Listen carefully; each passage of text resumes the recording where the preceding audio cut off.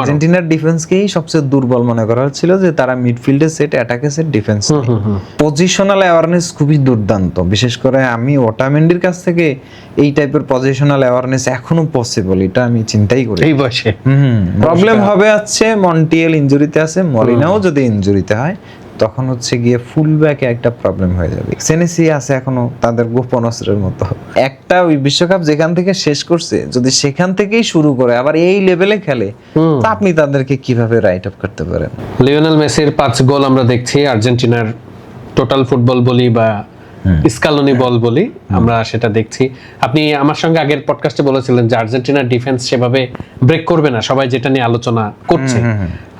এরপরেও তো আসলে যেহেতু আপনি অ্যানালাইসিস করেন এবং আপনি ওই চোখেই দেখেন খেলা, আর্জেন্টিনা যে ম্যাচগুলো খেলেছে 2টা ম্যাচে, অস্ট্রিয়ার সঙ্গে একটু আমার কাছে মনে হয়েছে একটু ইন্টেন্সিটি বেশি ছিল, অনেক প্রেসিং ফুটবলও ছিল। প্রথম ম্যাচটা অতটা পরীক্ষা আর্জেন্টিনাকে পড়তে হয়নি। আপনার কাছে আসলে ওই ক্র্যাকগুলা কোথায় মনে হয়েছে, মানে দুর্বল পয়েন্টগুলা কি মনে হয়েছে, যেটার হয়তোবা অস্ত্র আছে স্কালোনির কাছে, তাও আপনি যদি একটু এক্সপ্লেইন। দুর্বল পয়েন্ট হচ্ছে সেকেন্ড বল উইনিং এ কিছুটা প্রবলেম হচ্ছিল, তাও ওয়াটার মানে ওই যে হাইড্রেশন ব্রেকটার আগে অস্ট্রিয়া তখন বেশ ভালো মোমেন্টাম পেয়েছে, আর্জেন্টিনা ম্যাচ স্লো করতে পারতেছিল না, সামহাউ কানেক্ট করতে পারতেছিল না, মোমেন্টাম দিয়ে দিচ্ছিল ওই সময়টাতে। আর হচ্ছে শেষ দিকে গোলের একটু ক্লোজে আসছিল Austria, but Argentina was compact. এবং আপনি মেদিনার পারফরমেন্সে খুব অবাক আমি, মানে ফুল ব্যাকে মেদিনা এরকম ফিক্স করে যাবে এটা আসলে মানে ভাবনারও বাইরে ছিল আর কি। এখন তো সে আলটিমেট স্টার্টার, ওদের ড্রপ করাই কঠিন হবে। ওই হচ্ছে ধরেন আর্জেন্টিনা গোল না খাওয়ার কারণ, ডিফেন্ডাররা তো ভালো করেছেই, বাট এক্সট্রা গার্ডে ওই হচ্ছে আর্জেন্টিনার গোল না খাওয়ার কারণ। আর ধরেন অস্ট্রিয়ার ম্যাচটা ছিল আর্জেন্টিনার সবচেয়ে ইন্টেন্সিভ ব্যাটেল, কিন্তু আপনি ভালো করে খেয়াল করে দেখবেন যে অস্ট্রেলিয়া একটা ডিসেন্ট শটও নিতে পারে নাই অন টার্গেট, একটা নিচে সেটা ফ্রি কিক। এছাড়া আপনার অন টার্গেট শটও নাই, বক্সের বাইরে থেকে যা অ্যাটেম্প্ট করছে সব ব্লক করে ফেলছে। ইনসাইড দ্য বক্স এরিয়ালি 2-1 কাছে আসছে, অন টার্গেট রাখতে পারে নাই, কারণ এরিয়ালি যখনই চার্জ করতে যায় আর্জেন্টিনার যে বলের লক্ষ্যে 3জন প্লেয়ার 4জন প্লেয়ার একসাথে চার্জ করে, মানে ডিফেন্সিভলি সেট পিসগুলোতেও স্ট্রাইকাররা হেভিলি গার্ডেড থাকে আর্জেন্টিনার, কম্প্যাক্ট ডিফেন্ডিংয়ের কারণে, এবং তারা পজিশনাল অ্যাওয়ারনেস খুবই দুর্দান্ত। বিশেষ করে আমি ওটামেন্ডির কাছ থেকে এই টাইপের পজিশনাল অ্যাওয়ারনেস এখনো পসিবল, এটা আমি চিন্তাই করি এই বয়সে। মানে মানে মার্ক করা, মার্কারকে মার্ক করে রাখা, আদার্স এভরিথিং, মানে এবং এই যে এই জিনিসটা সেট পিস ডিফেন্ড করার সময় যেমন তাদের স্ট্রেংথ, আবার সেট পিস অ্যাটাক করার সময় তারা খুবই মানে পাওয়ারফুল। ধরেন নিকো গঞ্জালেস নিয়ারলি আনমার্ক থেকে শট নিছে, তার অন টার্গেট হলে ওটা গোল হয়ে যেত।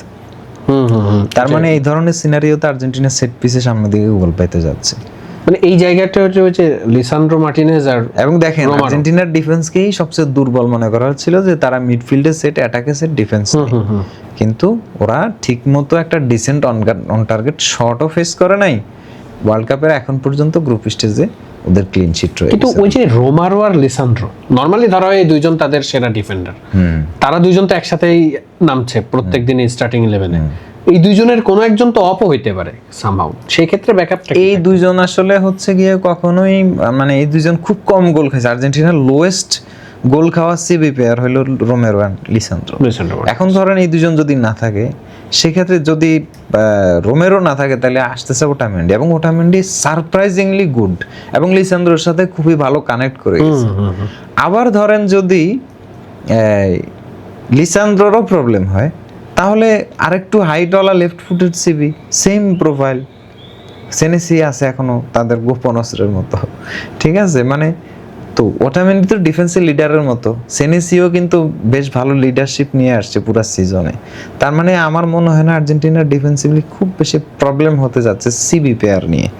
প্রবলেম হবে আছে মন্টিয়েল ইনজুরিতে আছে, মলিনাও যদি ইনজুরিতে হয় তখন হচ্ছে গিয়ে ফুল ব্যাকে একটা প্রবলেম হয়ে যাবে। এদিকে ধরেন ট্যাগলিয়াফিকে ইনজুরি, যদি সামহাউ মেদিনাও প্রবলেমে পড়ে, দেন এই সাইডেও একটা প্রবলেম হবে। তবে লেফটে প্রবলেম হলে লিসান্দ্রো সেটা কভার আপ করে দিবে, কিন্তু রাইটে প্রবলেম হলে আর্জেন্টিনাকে একটু ঝামেলায় পড়তে হতে পারে।